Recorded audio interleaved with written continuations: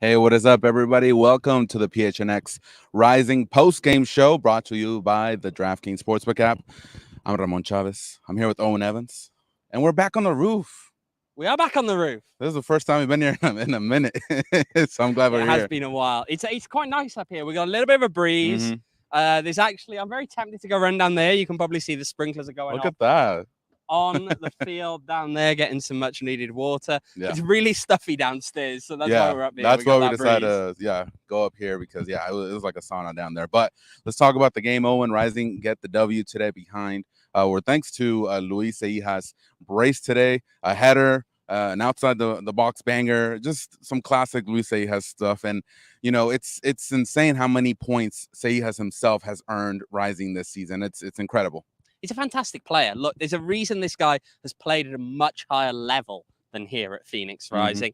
And not only that, but he's a guy who fights for it, right? And Juan told us that after the game. He said, look, he's known Luis since he was 15. And this is a guy who's never had things handed to him. He's always had to fight. And that was the exact message that he gave Luis when he came in here was, look, you're not just going to get given stuff. You have to earn it.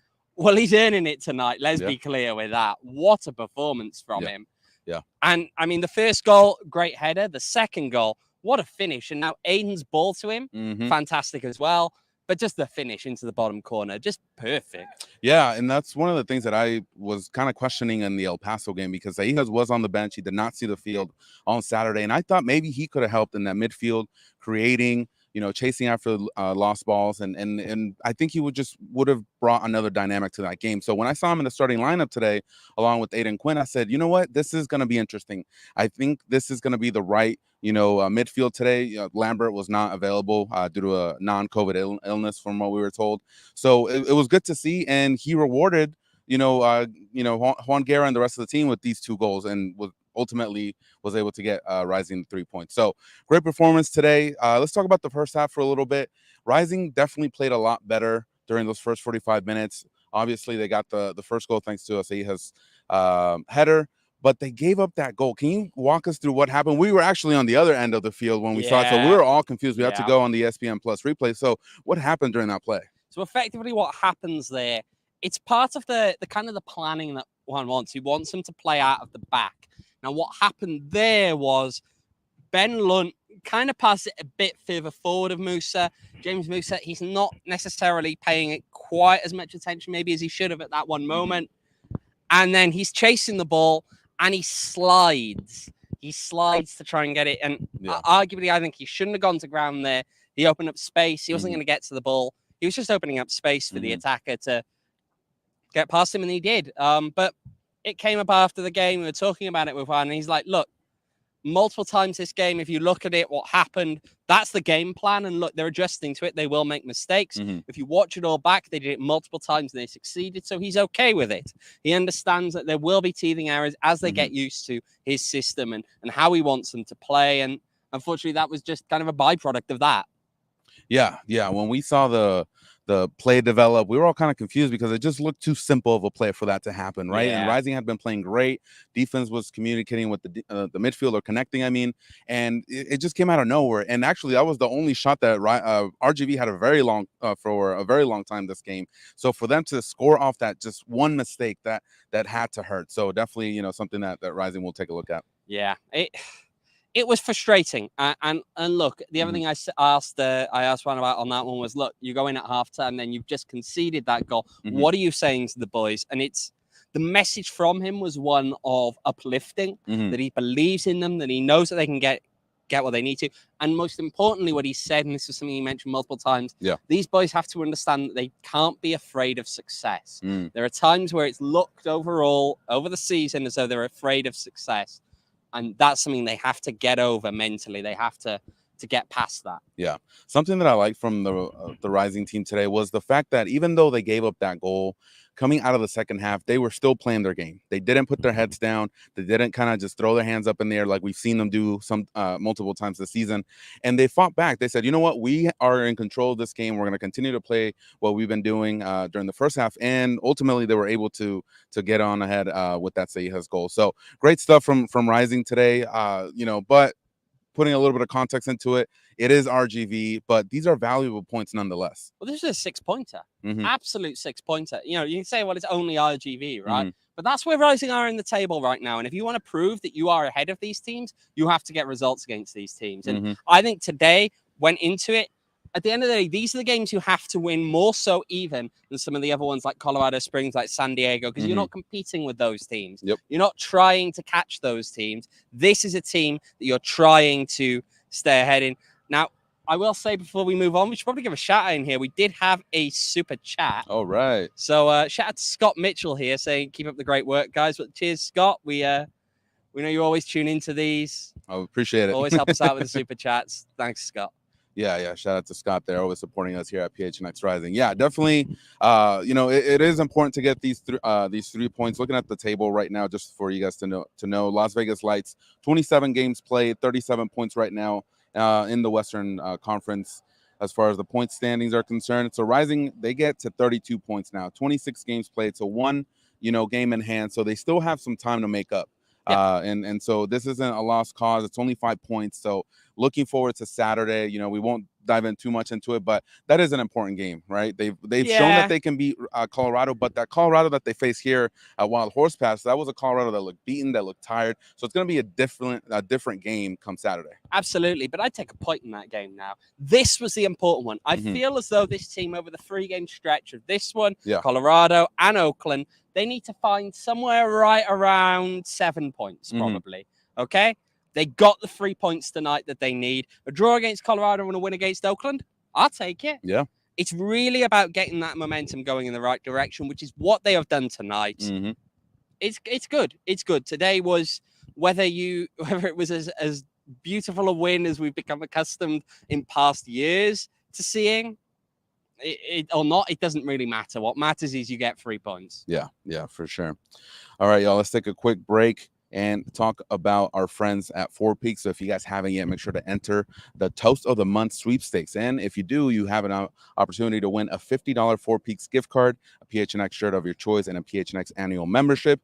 And if you go to PHNN, you can actually sign up at gophnx.com or click the link on the link in the show notes to sign up. And remember, guys, you must be 21 years or older and make sure to enjoy responsibly. So a lot of the PHNX folks were over there at Four Peaks today, and they gave out the first winner, or the winner today of the Toast of the Month for the month of August. Man, it's already August, man. We're going to September.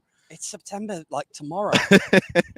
God, it's sneaking up on us. We've got a month and a half of this season left. I blinked.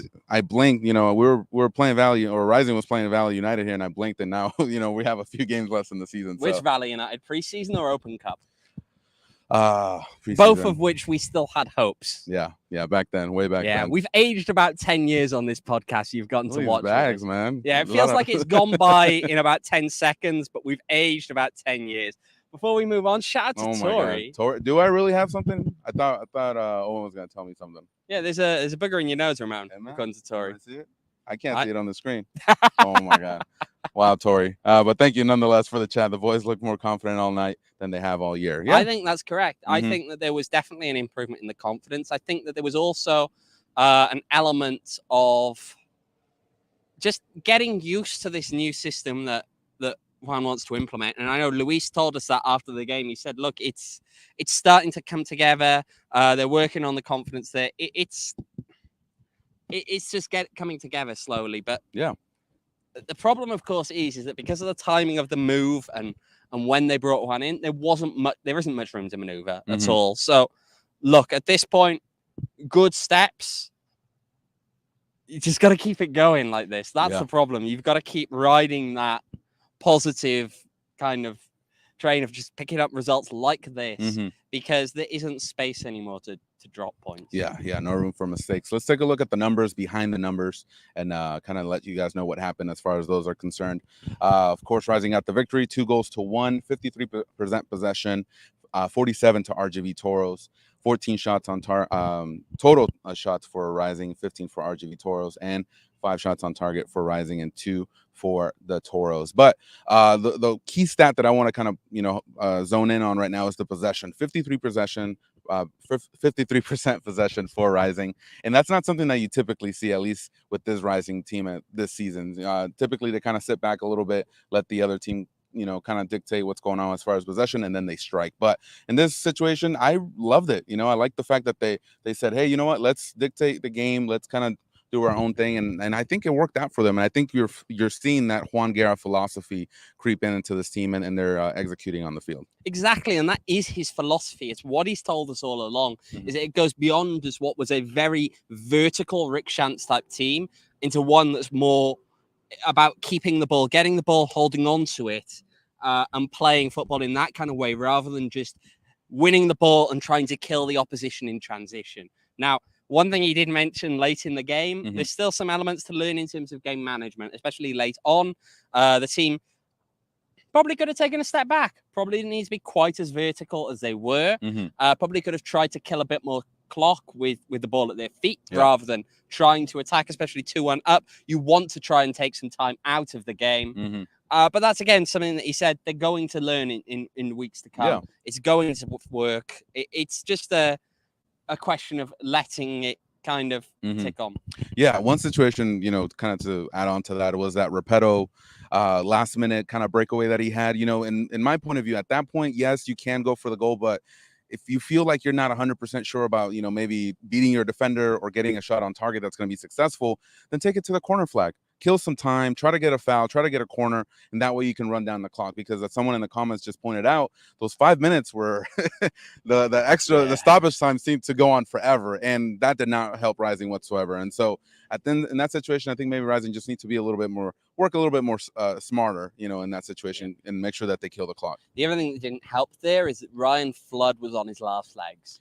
I saw Musa literally throwing him. he was struggling. Of course, we saw him go down in stoppage time and receive treatment. He did finish the game. However, the minute that final whistle went, he just collapsed on the ground. We asked after the game about his status. They don't yet have an update. Of course, it came very late. We're going to have to wait and see how they evaluate him. I personally wouldn't be surprised, given that he was helped off the field after the game. He had someone under his arm, helping him walk off. I wouldn't be surprised if we see him not available for Saturday, or at the very least, I wouldn't be surprised if he's on the bench. He did not look fit. It looked as though, especially earlier in the second half, I mentioned it, it looked as though he was limping a little bit on that one leg. It was only then later in the second half, you saw him completely almost collapse on it. And even after that point, every time he was running, it looked like he was grimacing a little bit. It didn't look healthy. Do you think that's due to the fact that he just hasn't played lately? And possibly, very possibly, and he's been working back from some things as well. He's not been 100% fit, but look, I'd hope to see that him available in the near future, especially because he's been building this positive momentum ever since Juan has arrived. But we're gonna have to wait and see, because he didn't look like he was in the best shape when he went off. Yeah. So, and I think he was a key component to that defense. I don't think he really went up the field as much as I feel like he would want, or I feel like he should be going up. But that's because he had Babu and Santi Moar as well, kind of occupying that space on the left flank. So, yeah. Right, and that's something, again, that was touched on in the post game, is that at the end of the day, what Juan is looking for in that team when they set up like that is for a lot of attacking threat out of Daniel King and out of Babacar Jai. And they might have to, he accepts that they might have to forego some of the defensive duties because they're being so attack-minded in those positions. But he's really looking to them to attack. So, yeah, when you've got Ryan Flood out there, he's going to be a bit more negative at least than perhaps we'd like to see him. We know he's very capable of being a very attack-minded player himself and fitting in that kind of a role. But, hey, it's... No, and I think that's fine. If he's, doing his duties defensively and the team's performing up on the field, that's fine. I just know that he wants to go up there. He showed us when he was in El Paso, when he got that opportunity, that he can make a difference whenever he goes on the attack. So definitely something to keep an eye on. And we'll update you on if we hear anything in regards to Ryan Flood's condition. One thing I will say, we got some comments in here about Santi. We've also got... We brought up the breakaway. You brought up the Repetto breakaway late on. I think we should talk about the earlier Santi breakaway. Now, that one for me was a question of, I think what we're seeing there manifested is Santi's lack of confidence at times from this season. And I think we saw that manifested in that breakaway. Last season, he'd have chipped the keeper on that one. He'd have taken it on himself. Yeah. He'd have tried to chip it over the keeper. This time he was looking for Luis. And it's disappointing because I do think that the correct answer there is he should be shooting that ball. Mhm. But if Luis was further up, it's almost like he was just lacking the awareness of how far back Luis was. Yeah. He wasn't ever getting to that ball. If Luis was practically level with him, I agree. Yeah. I understand you think round the keeper, easier goal, just take the easier goal. But he didn't. He wasn't that far up the field, and Santi needed to take that shot on himself. Yeah, no, I thought so as well. I was kind of throwing up my hands. I even tweeted about it because these are the situations that could kind of jumpstart Santi Moar, you know, especially this late in the season. If he gets a breakaway and he's able to get a goal in the back of the net, that his confidence is going to shoot through the roof. And I think that's the reason I was more upset. It wasn't the fact that he just didn't take the shot. It's that the reward at the end of the road, if he does make that shot, it's just going to be insane. It's going to be a morale boost for him, the rest of the team, and it's just going to boost him into a level that we've seen him reach before. And so for him not to take the shot, exactly like you're saying, the confidence is just not there. And last season, he would have taken that, 10 out of 10 times. But this season, it's just not there for Santi Moar. So it is disappointing, but hopefully he's able to get more opportunities. He did give that assist to we've been seeing the assists. That's the thing here. We've been seeing the assist from him. Now we just need that goal. Yeah. Get that goal, and I feel as though he will start to pick that confidence up. Yeah. You just need that goal. Yeah, for sure. Speaking of the players from Rising, let's take a look at the DraftKings King of the Game. You wonder who might that be? I wonder who it might be. Oh, it's Luis Seijas. There you go. 2 goals. Who would have guessed? 70 touches. Look at his stats. 48 out of 52 passes. 92% on that. So definitely you can see the quality there from Luis Seijas and 1 key pass. So Luis Seijas, the DraftKings King of the Game for today. So what a player. Yeah, he is one hell of a player. I think you have to just recognize, if you're a Rising fan, this is clearly someone, again, who has come here towards the end of his career, having played at a much higher level, and you can see it at times out there. You see just the awareness, the just all-around reading of the game from him, and the fact that he picks those shots out. I mean, look, the legs aren't always there. They don't always stay with you. You can't always be as quick or as have the same stamina that you had when you were young. Yeah. But if you can pick out a shot like that, you can pick out a shot like that. It's exactly like we saw with Didier Drogba when he came here. If you can shoot in those kind of positions, it don't matter how old you are, you can still shoot from those positions. Yeah, and you can tell whenever he gets the ball and he has a glimmer of space, he's looking to put it on his left foot and just launch that shot. So that's the quality that he brings, and that's why he needs to be on the field. And like I said earlier, I was kind of disappointed he didn't see the field in El Paso. I thought he could have made a difference, but he certainly made that difference today. Absolutely. All right, y'all, let's take a quick break and talk about our friends at DraftKings. So, as you guys know, NFL is around the corner and a new football season is about to begin. So you guys can get ready for NFL Week 1 by downloading the DraftKings Sportsbook app. And if you use promo code PHNX, you can get $200 in free bets instantly when you place a $5 bet on any football game. That's code PHNX only at DraftKings Sportsbook, an official sports betting partner of the NFL. Minimum age and eligibility restrictions apply. See the show notes for details. Shout out to DraftKings. Yeah, NFL's back, baby. Let's do it. Not the right kind of football, but it's okay. We'll let it slide. We'll let it slide. Yeah, if you guys are watching us right now, make sure to hit that like button. It really helps us out here. Helps the YouTube algorithm, as they call it, and distributes our show everywhere so people can see us worldwide. But yeah, Owen, it's just it's a great feeling. I'm kind of like sometimes numb when Rising gets a W, because you're kind of we've been really negative this season, and a lot of things has happened, but it's good to be out here after a W, those 3 points. It kind of gives you a little bit of hope, to see if Rising can make the postseason. Wednesday night victory beer. We do need one. I think we might be having a Wednesday night victory beer when we get home tonight. A couple of other things we should just talk about. Just thinking what came out of the press conference. So I asked one about what it was like, obviously being back here for the first time this season in front of the fans here. And he said, look, for footballers, and this is something he's been kind of trying to instill in them, for footballers, it's easy to just take and take and take and take. You've got to give back. And on a night like tonight, you got to give back to the fans that have come out. You got to give back to, he mentioned specifically, those people who drove all the way to El Paso to watch that game. You got to give back to them. To the kids that came out here on a Wednesday night, you've got to give back to them. You got to give back to the owners who are putting faith in you. You've got to just generally give back. And he feels that that's what they did with this result tonight. And so he's really happy after a very hectic week. He admits it's just been an incredibly hectic week for both himself and his family. That it's a great feeling to finally get this result, which is, in the context of the season, potentially a massive result as it comes down to keeping them in the race at this point.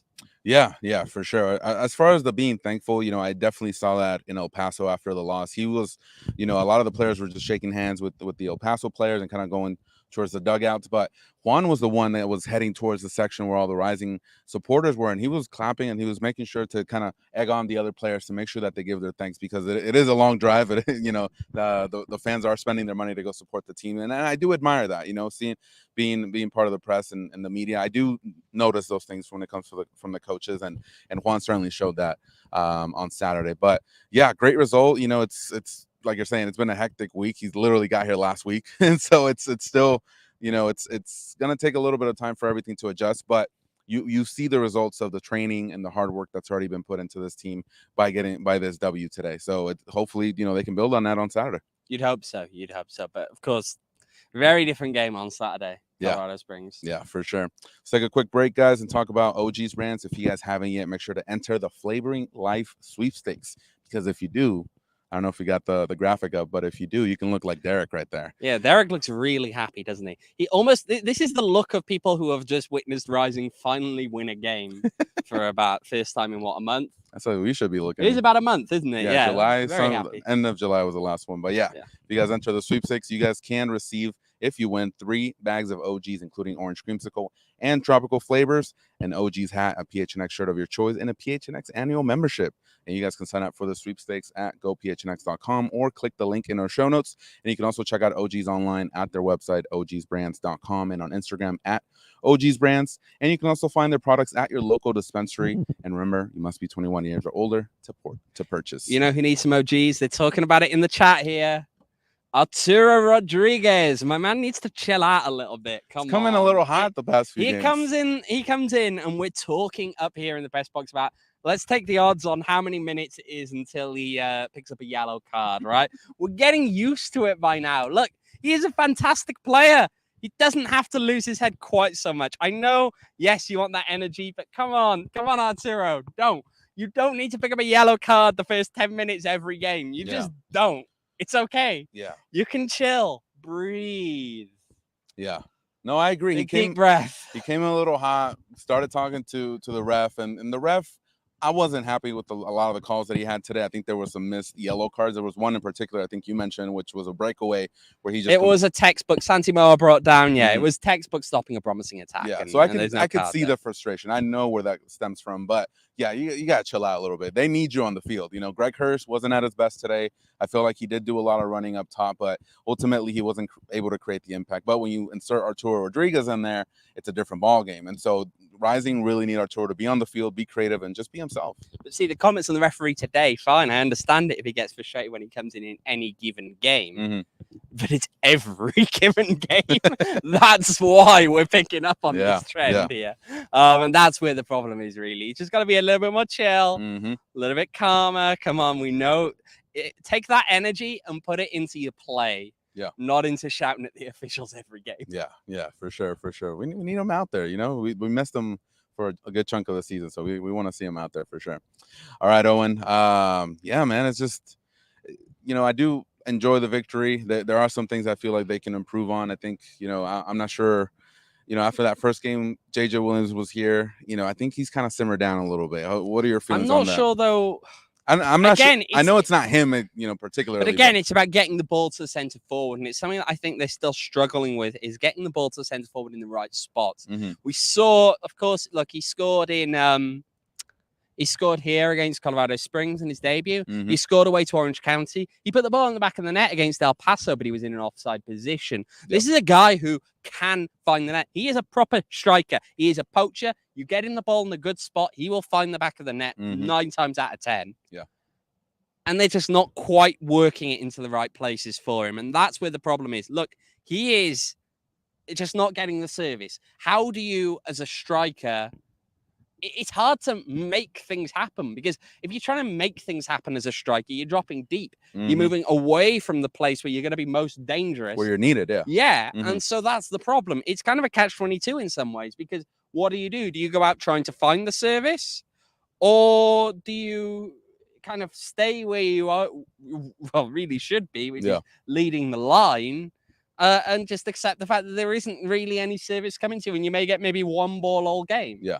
And I remember particularly in the first half, that's when a lot of crosses were heading this way. I think the RGV keeper got to a couple of them, and he wasn't able to properly head the ball, or at least on target. So, you know, there were a couple of services there. But yeah, I think overall the entire offense just has to do a better job of just getting him the ball. They saw what he can do. The first game when he was I want to see it come to his feet. Yeah. I want to see that ball played into his feet, because we know what he can do with his feet.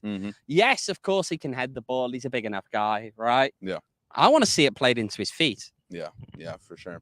Babu, he had a few opportunities, and you know, it's just, I think they're at rawhide, the balls that he kicked. it just wasn't good. We'll have to go and check on our cars now, and I don't know if we have all, a broken window over there. Reasonable. yeah, but you know, I think he plays well. I just think the finishing is the issue. You know, I like him up top, but once he gets in the box and it's time to get the ball on target, I think that's the, you know, apart from the decision making sometimes as well, that's the part that maybe is holding Babu a little bit back. What do you think? Yeah, I think it's partly the finishing, and it's partly just the final ball in general.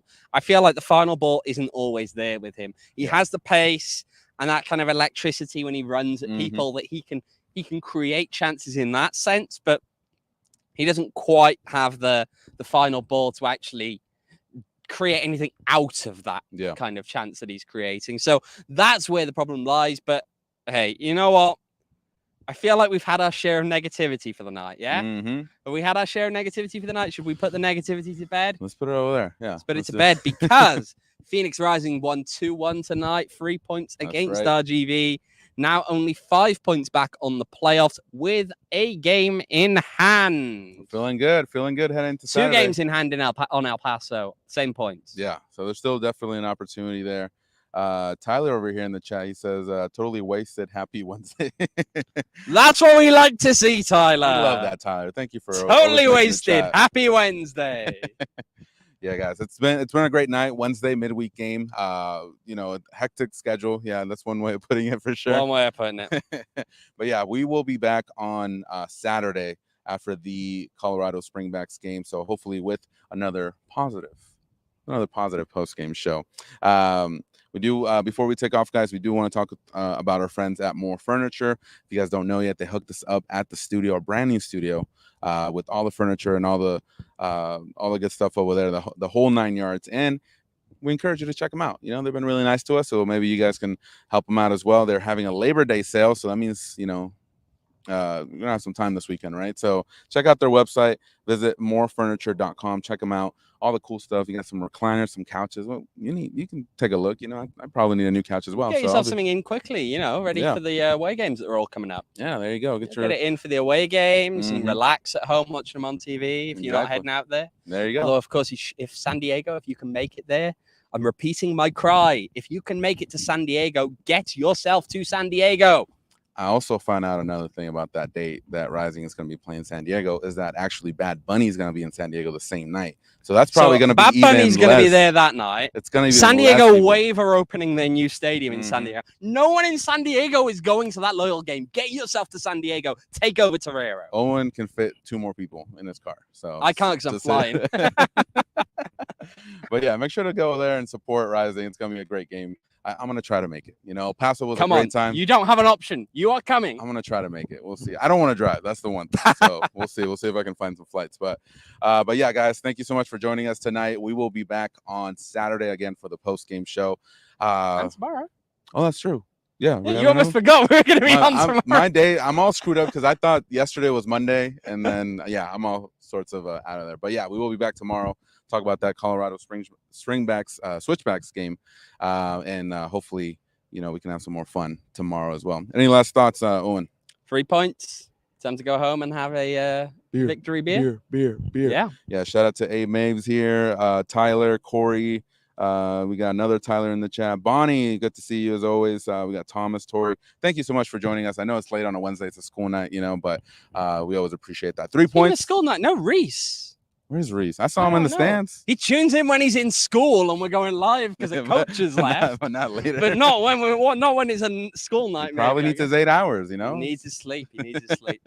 All right, y'all. Shout out to our producer, Shane. Thank you so much for staying up with us. And again, we will be back tomorrow. We're going to have another show. Make sure to tune in there. And until then, make sure to follow us on Twitter as well. Twitter account is PHNX__rising. Double the underscores. Double the fun. That is right. All right, y'all. Signing off from Wild Horse Pass, Ramon Chavez, Owen Evans. Until next time, take care.